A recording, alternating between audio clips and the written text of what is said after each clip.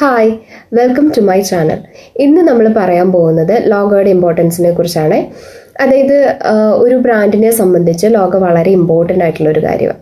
അതായത് അവരെക്കുറിച്ച്, അവരുടെ സർവീസിനെ കുറിച്ചൊക്കെ ആളുകൾ അറിയുന്നതിന് മുന്നേ ഈ ലോഗോയിലൂടെയാണ് ആളുകൾ പരിചയപ്പെടുന്നത് തന്നെ. ഫോർ എക്സാമ്പിൾ, നമ്മളിപ്പോൾ സൊമാറ്റോ എന്ന് ഓർക്കുമ്പം അവരുടെ കളറ്, അവരുടെ സർവീസ് എന്തൊക്കെയാണെന്നൊക്കെ നമ്മുടെ മൈൻഡിലേക്ക് വരും. അതുപോലെ തന്നെ ആപ്പിൾ, കാരണം നമ്മൾ തിന്നുന്ന അതിനേക്കാൾ കൂടുതൽ ഓർക്കുന്നത് നമ്മൾ ഈ ആപ്പിൾ ബ്രാൻഡിനെ കുറിച്ചായിരിക്കും.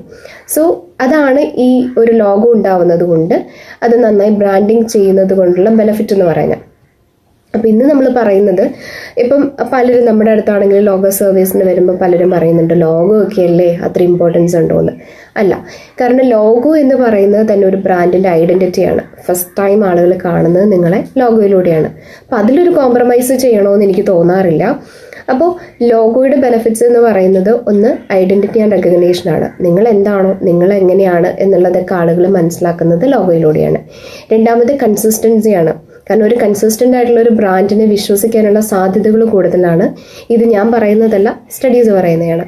അപ്പോൾ ഒരു കൺസിസ്റ്റൻസി എന്ന് പറയുമ്പം വെബ്സൈറ്റിൽ, ബ്രോഷേഴ്സിൽ, അങ്ങനെ എല്ലായിടത്തും പോകുന്നത് നിങ്ങളുടെ സെയിം ലോഗോയാണ്. കൺസിസ്റ്റൻ്റായ ലോഗോ കാണുമ്പോൾ, കൺസിസ്റ്റൻ്റായി നിങ്ങളുടെ പ്രസൻസ്, നിങ്ങളുടെ ബ്രാൻഡ് ചെയ്യുന്നുണ്ടെങ്കിൽ ആളുകൾ നിങ്ങളിലേക്ക് വരാനും നിങ്ങളെ ചൂസ് ചെയ്യാനുള്ള സാധ്യതകളും കൂടുതലാണ്.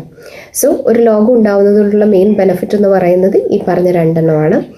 അപ്പോൾ ലോഗോയുടെ നിങ്ങൾ എന്തെങ്കിലും സർവീസൊക്കെ എക്സ്പെക്റ്റ് ചെയ്യുന്നുണ്ടെങ്കിൽ ഞാൻ താഴെ നമ്മുടെ പേജ് കൊടുക്കാം. നിങ്ങൾക്ക് അവിടെ നമ്മുടെ സർവീസ് കിട്ടുന്നതായിരിക്കും. ഓക്കെ, അപ്പോൾ നമ്മുടെ ചാനൽ സബ്സ്ക്രൈബ് ചെയ്യാനും മറക്കണ്ട. താങ്ക്